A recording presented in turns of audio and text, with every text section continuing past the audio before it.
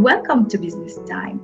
I am Melisha, and today we will be talking about a franchise. Well, a franchise is a well-established business that grants the license for another business to operate using its product or service, its logo, its business name. Can you think of any franchise?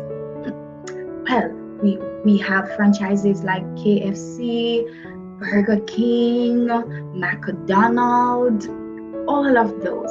So, the established business that gives the other business the license is referred to as the franchisor. Now, the new business that is going to set up and seek permission to use the name of the established business and the product or the service, that business is referred to as the franchisee.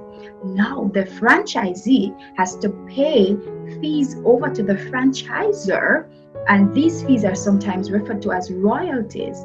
The franchisor must get some benefit, don't it, from allowing somebody else to use their product or service. So it doesn't matter where you go in the world.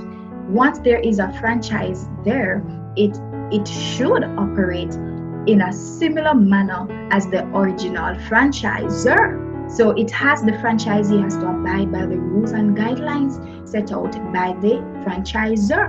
And also we must take note that the franchisor offers training and basically helps the franchisee and basically gives assistance to the franchisee in every possible way. Let's now look at some advantages of a franchise. The first one, the franchisee will get the benefit of using the name of a well-established business that is well known. So for example, if I want to set up a franchise somewhere and most persons know about KFC and the quality of KFC, and most persons you talk to, they will eat KFC. Yes. And so now if I set up my business, it looks like the original KFC that they know, the same color, the same way the same way the business is set up and everything. Persons are not going to be skeptical because they're going to say it's the same KFC. Or they might say it's the same owners, it's the same people, it's the same way they do things. And so the KFC more than likely will taste similar or have similar quality. And so persons, it's easier for a new business that is a franchise to get customers. So that is such a good advantage of being a part of a franchise. Also to note is that a franchise gets the exclusive right to set up business in a particular area. So if I set up a KFC in my area, the franchisor is not going to allow for another KFC to set up right next to me to compete with me. And so that is a benefit as well of being a part of a franchise.